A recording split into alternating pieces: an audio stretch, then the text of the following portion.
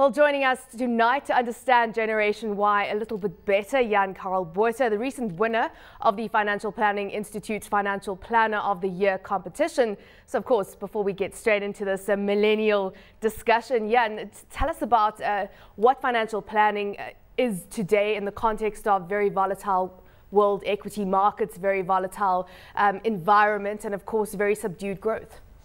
I think it's increasingly becoming difficult to manage clients' expectations. But on the other side, I mean, it allows for us to have a job and to take clients by the hand.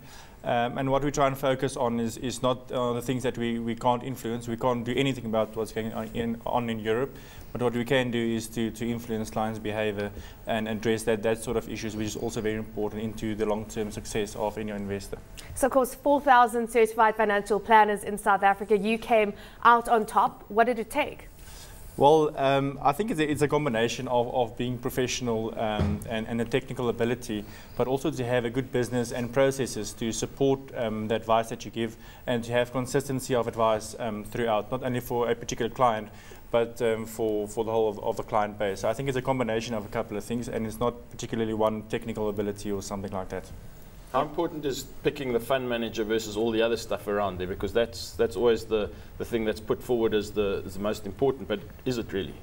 Well, I think it's a perception that a good financial plan is the one that will ultimately pick the right fund or the best performing fund, so to speak.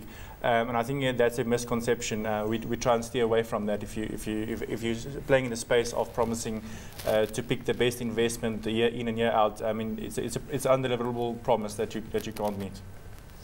Okay, so let's get into this millennial discussion. Generation Y. Quibby, set the context for us. Who are the millennials? Well, the millennials are people that have been born kind of late 70s, early 80s, and those are kind of if you talk about a financial planning perspective, these are kind of people that are forgotten at this stage, because often what happens on a financial planning perspective, from an advisory perspective, is you look for people with money, and those are predominantly people that are either retiring or busy retiring or kind of mature business owners, and these aren't generally kind of millennials, but this is going to be the market that you're going to have to market to one day. So I'd like you to have a look at some research that the PEW Research Centre has done around millennials, and these are millennials now in the United States, and we're going to be applying some of this data to the South African market. 20% of them live in multi-generational homes. Those are parents, grandparents, and then obviously kids, and potentially a little bit below that as well. 24% of 18 to 24-year-olds moved back with their parents in the last few years due to economic hardships. I mean, that's predominantly prevalent if you look at the Spanish issues that are going on at the moment. There's another one. 41% of 25 to 29-year-olds live with or moved back in with their parents. That's quite a hard one sometimes, I think, to kind of swallow, especially if you're the parent. And then 17% of 30 to 34-year-olds also moved in with parents. Kind of a slightly higher age bracket here now, but people moving back with parents saying, well, look, I can't make it on my own and it's very, very difficult. How do I now, what happens from a financial perspective? It's very interesting because millennials tend to be those that are liberal, self-expressed, optimistic. They want to go out there and change the world, yet they're all rushing back to live with mom and dad. They want to change the world, but with mom and dad's money. So I think that's important to realize. And the thing is, living arrangements can be fertile ground for exploitation of mum and dad's money. And mum and dad is probably the baby boomers, the ones that's retiring now. And we often find that they really can't afford just to get by with their own retirement. And now they have to look after the Generation Y. And I think a soft issue there is as well. The Generation Y normally look at life in terms of the passion. They're not driven by finances as much as previous generations. So they'll tell you very quickly, you know, my passion in life is this or that. But ultimately, you need to sometimes get out of the boat and earn a decent income as well. You know, can't just have this sort of dream up in the clouds. They grew up in the good times. Yeah, This is the first, if you're a millennial, this is the first recession or downtime you're really seeing. Hey, Roland. Yeah, absolutely. I think it is very linked to the behaviour of these generations, very linked to the era or the economic cycle that they've lived through. And I think the last probably 5 years have certainly defined the next 10 years for most of these people. It sounds like we have to start a dating agency to get them out of the house and get married and have kids, right? Well, but they move back in the house with the kids and wife. And very non-traditional family structures perhaps will emanate from this as well, because you'll have unmarried couples living together, perhaps with a child out of wedlock, single mothers with children. I mean, how does this make the process of financial planning that much more complicated? Well, or does it? Well, it makes it a lot more complicated, but if I can just touch on another point on that issue, I mean, moving back and having that sort of living together scenario can also be beneficial to both parties, you know, the parents and the children, because you've got joint cost sharing in the whole of the household. So I've also seen some good stories out of that, with additional entrances to a property made and a couple of amendments to a property. So and especially in difficult times for a lot of people right now, being laid off or whatever the case might be, I mean, it can be a very good scenario. But can these people even afford to save for retirement? I mean, they're cash strapped as it is. Yeah, unfortunately, it's just getting by on a monthly basis, not losing a house, just making ends meet for the year now. And unfortunately, it's a temporary solution, not a long-term one. Living on passion and hope and everything, but not understanding the fundamentals of money management. With an iPad with nice apps and all the gadgets, but living at home. So you know what the interesting thing is? I think that if you look at it from a South African perspective, you know, we haven't seen an economic downfall or you know, the kind of the outfall, so to speak, from an economic meltdown like we've seen in Europe and in the United States. So a lot of what is happening here in South Africa, we continue to see potentially Generation Y's, different attitudes towards life, but kind of carry on finding jobs and being able to kind of fend for themselves. The place, and I mentioned it just now, the place where you really watch Generation Y's is Spain at the moment, because here you've got multi-generations living together and literally trying to make ends meet literally on one bond and trying to scrape enough money together just to kind of come by on a daily basis. From a demographic perspective, social perspective, and everything else, it'll be very, very interesting to see how that kind of translates, and kind of doing planning in that space, you know, kind of looking at it from an advisory perspective in that space.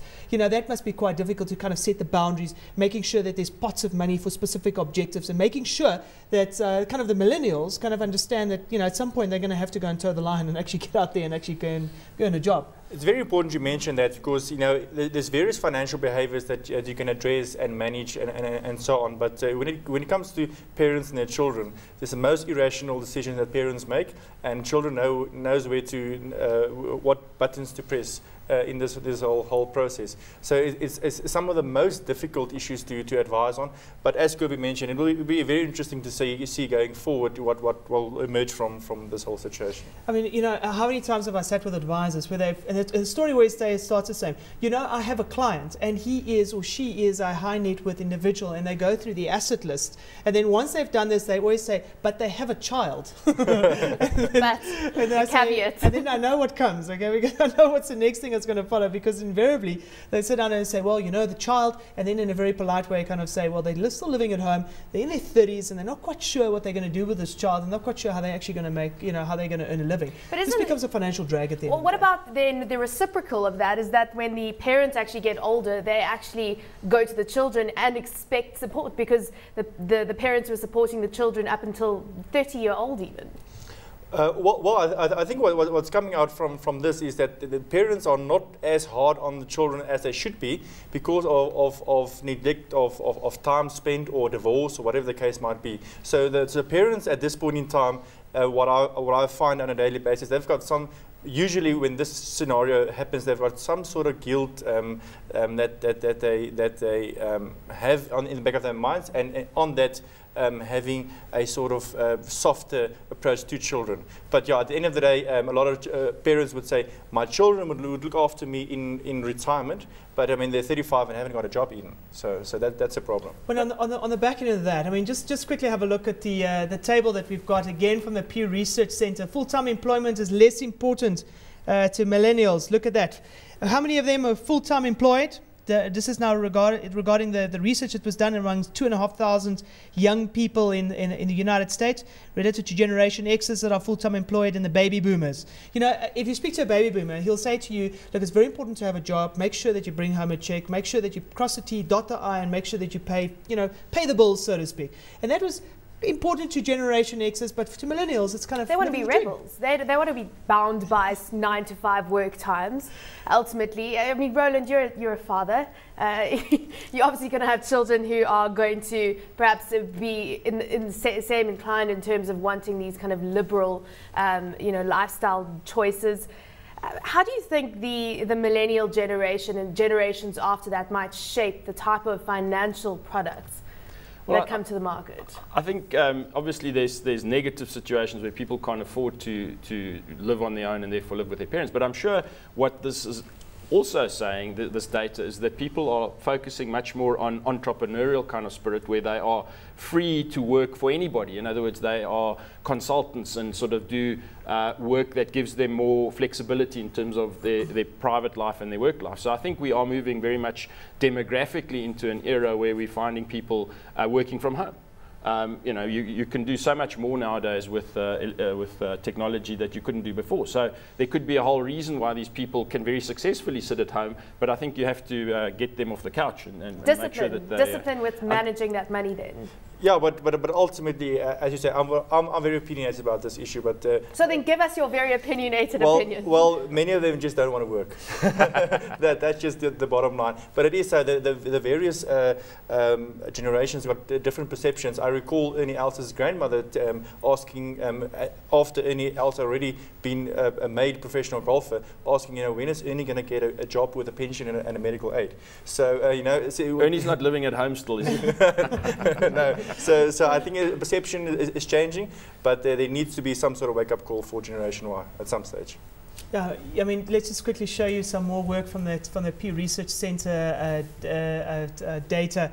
There you can see it's just how connected the millennials are relative to Generation X's and baby boomers, and then obviously the silent generation, not really connected at all. And that's the other thing which is very, very important here, is that they're connected and highly educated. And many of these folk have actually got master's degrees. Some of them, all of them have gone to university. The silent generation, you were something special in the silent generation if you actually had a degree. Today, that is completely different. Most of these folk have actually been to university. But they're not putting their degree to work. They're sitting on their degree hoping, just assuming that good times will last forever, but they haven't lasted forever. And I suppose we have to blame society for that rather than the actual generation, because society teaches us that being famous is really important. Driving a fast car is really, really important. And hence, if you've got a job that just helps you cross the T and dot the I and kind of just pay the basic bills, that generally doesn't give you fame. And quite frankly, at the end of the day, who wants a job like that? And I suppose that's this generation asking that question, regardless of the skill set they have. But Roland made an interesting point just now. And I mean, I want Jan-Carel to come in here and maybe talk a little bit about that. And that is that this potentially could have knock-on effect from an entrepreneurial perspective. If a lot of these millennials sit at home and kind of start thinking out the box from an entrepreneurial perspective, you're sharing expenses. This surely must be a fantastic way to start a business. Yeah, I think the known one is Facebook. I mean, and coming from a similar type of scenario. So we really find that, I mean, there's some great entrepreneurial rise from this whole issue, because you've got a lot of time to think things out. But unfortunately, it's very often it's the exception rather than the rule. So but most definitely there's some out of the box thinking, and I think financial products going forward will also be aligned to focus on the internet-based access to that sort of internet-based virtual advice. That makes a lot of sense. So that's where the whole world is moving: online shopping, everything being connected technologically. But are you finding that millennials right now, because of the downturn that we've seen, some of them perhaps finding it harder to find jobs, etc., their behavior towards saving, their behavior towards jobs, and understanding that the good times aren't going to last forever, they have to actually sit up and do something with their degree? Do you think that the behavior is changing?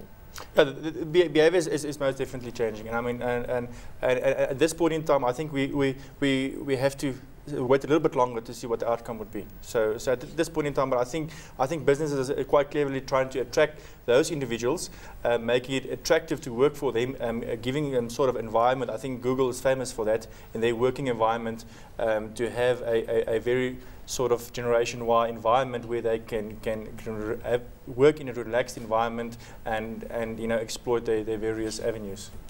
How might the financial services space respond to millennials when they are high net worth individuals, when they are beyond 30 years old? Sorry, can you just repeat that? What type of products would be are the products that we have in the kind of financial world at this point in time suitable for millennials as they move into high net worth individual status?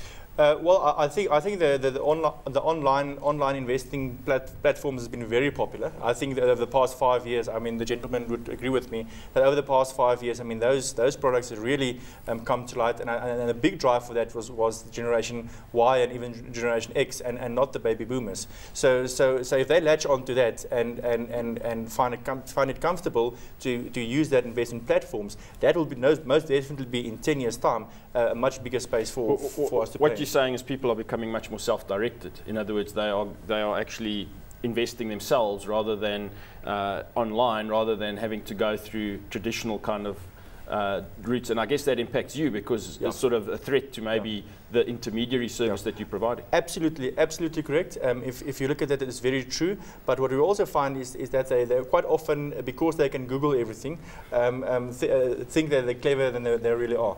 So it's quite dangerous in some ways. But yeah, most definitely, information is available to everyone. It hasn't been so 10 years ago, and there'll be much more information going forward. So there's a space to watch out.